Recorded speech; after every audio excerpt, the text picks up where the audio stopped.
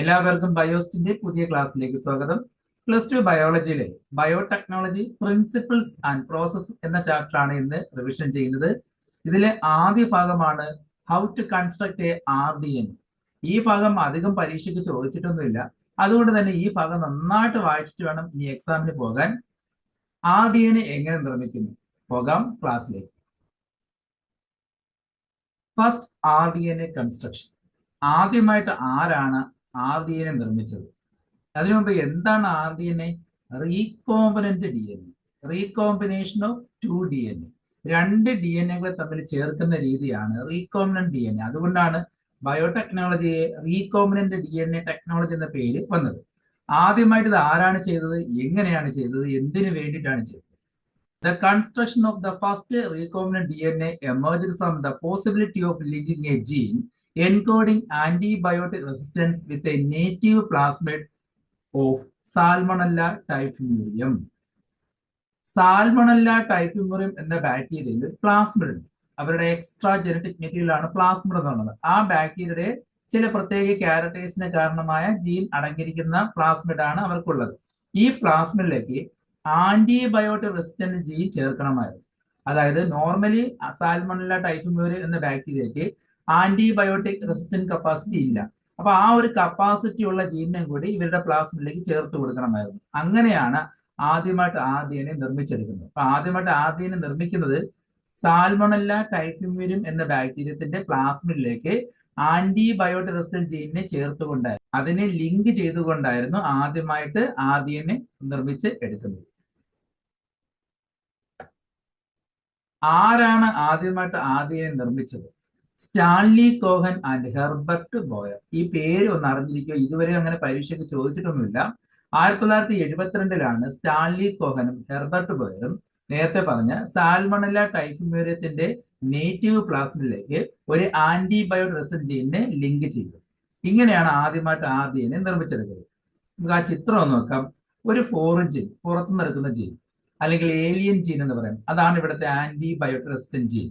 പുറത്തുനിന്ന് ഏതോ ഒരു സോഴ്സിൽ നിന്നും ആന്റിബയോട്ടിക് റെസിസ്റ്റന്റ് കപ്പാസിറ്റിയുള്ള ജീനിനെ, അതായത് ഫോറിൻ ജീനിനെ കണ്ടെടുത്തു.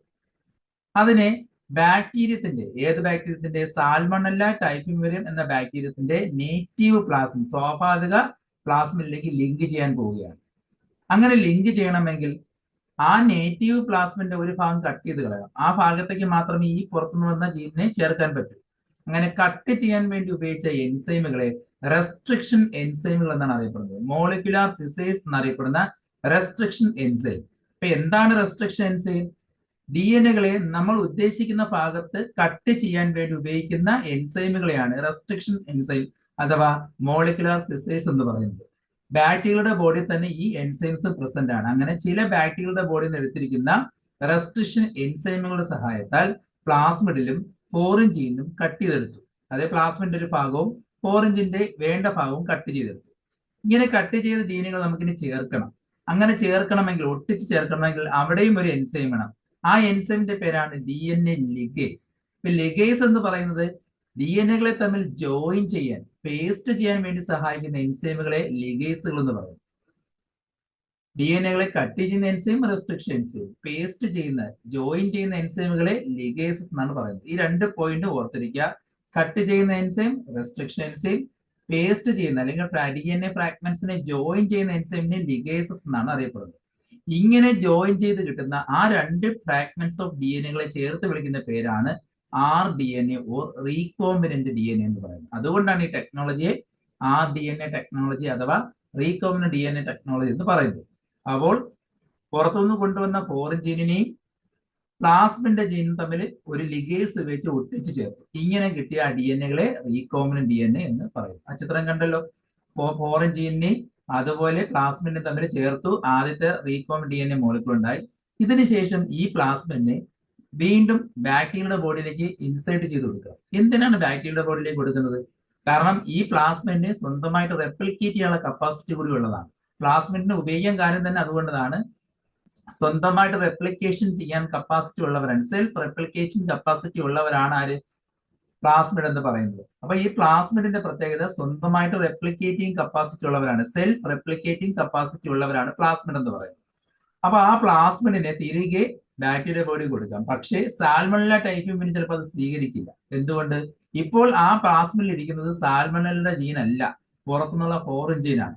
എല്ലാ ബാക്ടീരിയകളും സ്വന്തമല്ലാത്ത ജീനുകളെ സ്വീകരിക്കണമെന്നില്ല, അതെ പുറത്തുനിന്നുള്ള ജീനുകളെ സ്വീകരിക്കണം എന്ന് നിർബന്ധമില്ല. അപ്പോൾ ഈ പുറത്തുനിന്നുള്ള ജീനുകളെയും സ്വീകരിക്കാൻ കഴിയുന്ന ബാക്ടീരിയകളെ കണ്ടെത്തണം. അതിനുവേണ്ടി ഉപയോഗിക്കുന്ന ബാക്ടീരിയകളെ അല്ലെങ്കിൽ ഓർഗാനിസത്തിനെ ഹോസ്റ്റ് എന്നാണ് പറയുന്നത്. ഹോസ്റ്റുകളെ കണ്ടെത്തി ഈ ഹോസ്റ്റിന്റെ ബോഡിയിലേക്ക് സ്യൂട്ടബിൾ ആയിട്ടുള്ള ഒരു ഹോസ്റ്റിനെ കണ്ടെത്തി അതിന്റെ ബോഡിയിലേക്ക് ഈ പ്ലാസ്മിഡിനെ RDNA പ്ലാസ്മിഡിനെ കടത്തിവിടും. അങ്ങനെ ആ ഹോസ്റ്റ്, ഇവിടെ ഹോസ്റ്റായിട്ട് എടുത്തിരിക്കുന്നത് ഈക്കോലി എന്ന ബാക്ടീരിയയാണ്. എസ്കറേഷ്യ കോലി എന്ന ബാക്ടീരിയയുടെ ബോഡിയിലേക്കാണ് ജീനിനെ കൊടുക്കുന്നത്. ഈ ബാക്ടീരിയ ആ ജീനിനെ ഉൾക്കൊള്ളുകയും പിന്നെ ബാക്ടീരിയ മൾട്ടിപ്ലൈ ചെയ്യുന്നതോടൊപ്പം തന്നെ ഈ പ്ലാസ്മിഡ് മൾട്ടിപ്ലൈ ചെയ്ത് നമ്മൾ കൊടുത്ത ജീനിന്റെ അല്ലെങ്കിൽ ഫോറിഞ്ചിന്റെ ഒരുപാട് മൾട്ടിപ്പിൾ കോപ്പീസ് കിട്ടും. അതിന്റെ മൾട്ടിപ്ലിക്കേഷന് വേണ്ടിയിട്ട് കൂടിയാണ് ഹോസ്റ്റിന്റെ ബോഡിയിലേക്ക് ഈ പ്ലാസ്മിഡിനെ കൊടുക്കുന്നത്. ഈ ഹോസ്റ്റിനെ തന്നെ യൂസ് ചെയ്യുന്നതിന് കാരണം നമ്മൾ ഉദ്ദേശിക്കുന്ന ജീനുകളുടെ മൾട്ടിപ്ലിക്കേഷന് വേണ്ടിയിട്ടാണ്. അപ്പൊ അതിനുവേണ്ടി ഉപയോഗിക്കുന്ന ഓർഗാനിസിനെയാണ് ഹോസ്റ്റ് എന്ന് പറയുന്നത്. ഇങ്ങനെയാണ് ഒരു RDNA നിർമ്മിക്കുന്നത്. അപ്പൊ ആദ്യമായിട്ട് നിർമ്മിച്ചെടുത്തത് സ്റ്റാൻലി കോഹനും ഹെർബർട്ട് ബോയറും. അതിനുവേണ്ടി ഉപയോഗിച്ച വെക്ടറായിട്ട് എടുത്തത് ഒരു പ്ലാസ്മിഡാണ്. ആരുടെ ബോഡിയിൽ നിന്നാണ് എടുത്തത്? സാൽമണല്ല ടൈഫിമെറത്തിന്റെ ബോഡിയിൽ നിന്നാണ് എടുത്തത്. അതിനെ ജീനുകളെ കട്ട് ചെയ്യാൻ വേണ്ടി ഉപയോഗിച്ച എൻസൈം റെസ്ട്രിക്ഷൻ എൻസൈം, ജോയിൻ ചെയ്യാൻ വേണ്ടി ഉപയോഗിച്ച എൻസൈം ലിഗേസസ്. ഈ RDNA സ്വീകരിച്ച ഹോസ്റ്റിന്റെ പേര് ഈക്കോലി അഥവാ എസ്കറേഷ്യ കോലി. ഇനി ഒന്ന് വായിച്ചു നോക്കാം. Stanley Cohen and Herbert Boyer accomplished this in 1972 by isolating the antibiotic-resistant gene by cutting out a piece of DNA from the plasmid which was responsible for conferring antibiotic resistance. Antibiotic resistant capacity നേടുന്നതിന് വേണ്ടി ഒരു native പ്ലാസ്മിഡിലേക്ക് ആദ്യമായിട്ട് antibiotic resistant ജീനിനെ link ചെയ്തുകൊണ്ടാണ് Stanley കോഹനും Herbert ബോയറും ഈ ഒരു process ചെയ്തത്. The cutting of DNA at specific location by restriction enzyme പറഞ്ഞു കഴിഞ്ഞതാണ് അല്ലെ. DNA-കളെ സ്പെസിഫിക് നമ്മൾ ഉദ്ദേശിക്കുന്ന ലൊക്കേഷനിൽ കട്ട് ചെയ്യാൻ ഉപയോഗിക്കുന്ന എൻസൈമുകളെ റെസ്ട്രിക്ഷൻ എൻസൈം എന്ന് പറയുന്നു.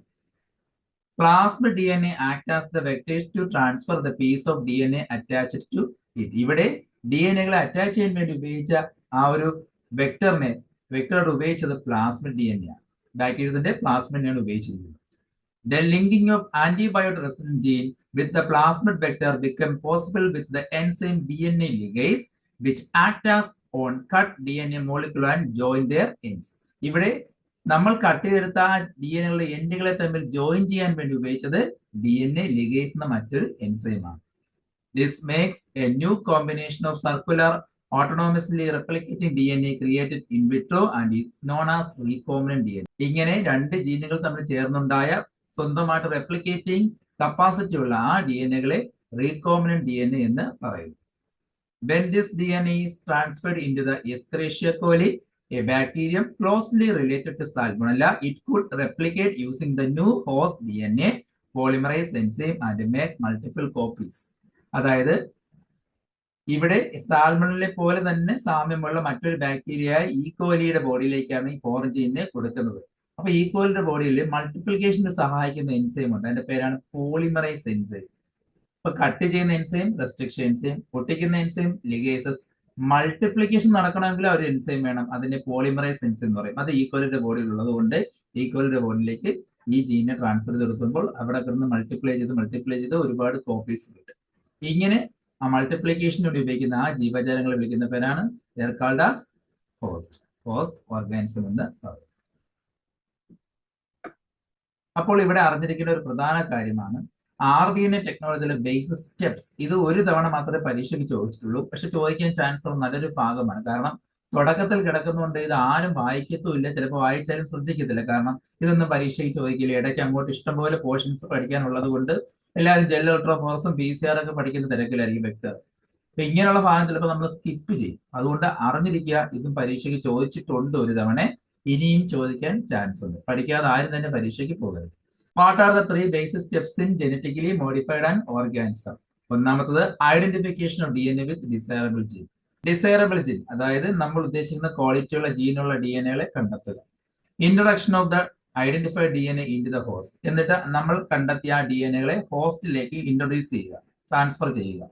Maintenance of introduced DNA in the host and transfer the DNA its progeny. നമ്മൾ കൊടുത്ത ഹോസ്റ്റിന്റെ ബോഡിയിൽ ആ DNA മെയിൻറ്റെയിൻ ചെയ്യണം, മൾട്ടിപ്ലൈ ചെയ്യണം. എന്നിട്ട് അതിൽ നിന്നും അതിന്റെ DNA-കളെ നമ്മൾ ഉദ്ദേശിക്കുന്ന പ്രോജനിയിലേക്ക് അതിന്റെ പ്രോഡക്റ്റിലേക്ക് ആ ജീനെ ട്രാൻസ്ഫർ ചെയ്യും. ഇതാണ് 3 ബേസിക് സ്റ്റെപ്സ്. അപ്പൊ അതുമായി ബന്ധപ്പെട്ട ഒരു ക്വസ്റ്റ്യൻ ഇവിടെ കൊടുത്തിട്ടുണ്ട്. Recombinant DNA technology is a complex process which involves several steps. Write down the major steps in recombinant DNA technology. ഒരു ക്വസ്റ്റ്യൻ വരുമ്പോൾ ചിലപ്പോൾ ഡൗട്ട് വരാൻ ചാൻസ് ഉണ്ട്. നമ്മൾ ഇനി പഠിക്കാൻ പോകുന്ന പ്രോസസ് ഓഫ് RDNA ടെക്നോളജിയുടെ സ്റ്റെപ്സ് ഉണ്ട്. അത് കുറച്ച് വലിയ സ്റ്റെപ്സുകളാണ്. അതും ചോദിക്കാറുണ്ട്. കൺഫ്യൂഷൻ വരരുത്. അപ്പോൾ ഒരു RDNA ടെക്നോളജിയുടെ മെയിൻ ആയിട്ടുള്ള സ്റ്റെപ്സ് ചിലപ്പോൾ 3 സ്റ്റെപ്സ് തന്നെ എടുത്ത് ചോദിക്കും. അങ്ങനെയാണെങ്കിൽ ഇത് 3ഉം എഴുതും. ഇതുമായി ബന്ധപ്പെട്ട കുറച്ച് പ്രീവിയസ് ക്വസ്റ്റ്യൻ നോക്കാം. In recombinant DNA technology, DNA fragments are joined by the help of an enzyme. DNA ടെക്നോളജിയിൽ DNA ഫ്രാഗ്മെന്റ്സിന് ജോയിൻ ചെയ്യാൻ സഹായിച്ച എൻസൈം. മറ്റൊരു question, name the enzyme used to join DNA fragments in RDNA technology. RDNA ടെക്നോളജിയിൽ DNA ഫ്രാഗ്മെന്റ്സിനെ join ചെയ്യാൻ ഉപയോഗിച്ച എൻസൈമിന്റെ പേര്. 2 ക്വസ്റ്റ്യന്റെ ആൻസർ എന്ത് തന്നെയാണ്? DNA ലിഗേസ് തന്നെയാണ്. ഓപ്ഷൻ ഒരുപാട് കൊടുത്തിട്ടുണ്ട്. അതിൽ DNA ലിഗേസ് ആണ് answer. Who construct the first RDNA? ആദ്യമായിട്ട് RDNA നിർമ്മിച്ചതായത് സ്റ്റാൻലി കോഹനും ഹെർബർട്ട് ബോയറും. Which bacterial plasmid was used by Stanley Cohen and Herbert Boyer to construct RDNA. RDNA നിർമ്മിക്കാൻ വേണ്ടി സ്റ്റാൻലി കോഹനും ഹെർബർട്ട് ബോയർ ഉപയോഗിച്ച പ്ലാസ്മിഡ് ഏത് ബാക്ടീരിയത്തിന്റെ ആയിരുന്നു? Salmonella ടൈഫിമ്യൂറിയം. Which bacteria used as host by Stanley Cohen and Herbert Boyer to receive and multiplication of RDNA? RDNA receive ചെയ്യാനും മൾട്ടിപ്ലിക്കേഷനും വേണ്ടിയിട്ട് Stanley കോഹനും Herbert ബോയറും ഉപയോഗിച്ച ഹോസ്റ്റ് ഏത് ബാക്ടീരിയം ആയിരുന്നു? Answer Escherichia coli or E coli. ഈ ഭാഗം ഒരു ചെറിയ ടോപ്പിക് ആയതുകൊണ്ട് തന്നെ വളരെ കുറച്ച് ക്വസ്റ്റ്യൻസേ ചോദിച്ചിട്ടുള്ളൂ. ആ ബേസിക് സ്റ്റെപ്സ് മാത്രമേ അധികം ചോദിച്ചിട്ടുള്ളൂ. പിന്നെ ചോദിക്കുന്ന ഒൺവേഡ് ക്വസ്റ്റ്യൻസ് ആയ റെസ്ട്രിക്ഷൻ എൻസൈമും ലിഗേസും ഒക്കെയാണ് ചോദിക്കുന്നത്. ഇതുവരെ ചോദിക്കാത്ത മറ്റൊരു എൻസൈമിന്റെ പേരുണ്ട്, പോളിമറൈസ് എൻസൈം. അതൊന്ന് അറിഞ്ഞിരിക്കണം. ഏത് എൻസൈമാണ് മൾട്ടിപ്ലിക്കേഷന് വേണ്ടി സഹായിക്കുന്നത് ചോദിച്ചാൽ അത് പോളിമറൈസ് എൻസൈം ആണ്. അതുകൂടെ നോട്ട് ചെയ്തു കേട്ടോ. അങ്ങനെയൊക്കെ വേണമെങ്കിൽ പരീക്ഷയ്ക്ക് ചോദിക്കാം. മൾട്ടിപ്പിൾ കോപ്പീസ് ഉണ്ടാക്കാൻ ഉപയോഗിക്കുന്ന എൻസൈം പോളിമറൈസ് എൻസൈം ആണ്. അത് PCR വരുന്നതുകൊണ്ട് തന്നെ അവിടെ ചിലപ്പോൾ അങ്ങനെയും ചോദിക്കാൻ ചാൻസ് ഉണ്ട്. ഈ ഒരു ഭാഗം നന്നായിട്ട് വായിച്ചിട്ട് പരീക്ഷയ്ക്ക് പോവുക. ഒരു പോയിന്റും സ്കിപ്പ് ചെയ്യരുത്. ടെസ്റ്റ് നന്നായിട്ട് വായിച്ചിട്ട് വേണം ഫൈനൽ എക്സാമിന് പോകാൻ. ഇന്നത്തെ ക്ലാസ് ഇഷ്ടമായെങ്കിൽ ലൈക്ക് ചെയ്യുക, സബ്സ്ക്രൈബ് ചെയ്യുക. അടുത്ത ക്ലാസ്സിൽ വീണ്ടും കാണാം. എല്ലാവർക്കും നല്ലൊരു ദിവസം നേരുന്നു. Wish you all the best.